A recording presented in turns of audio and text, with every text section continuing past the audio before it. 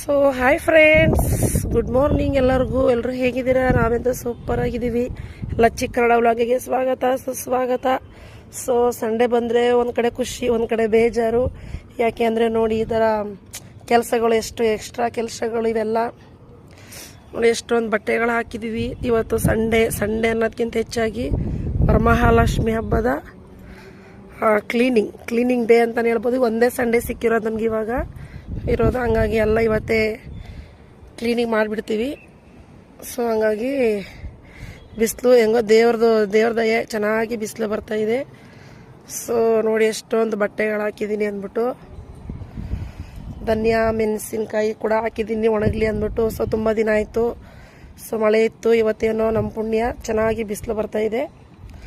So video full ನೋಡಿ, ಇಷ್ಟ ಆದರೆ ಲೈಕ್ ಮಾಡಿ, ಶೇರ್ ಮಾಡಿ, ಕಾಮೆಂಟ್ ಮಾಡಿ, ಸಬ್ಸ್ಕ್ರೈಬ್ ಮಾಡೋದನ್ನ ಮರಿಬೇಡಿ. ಸೊ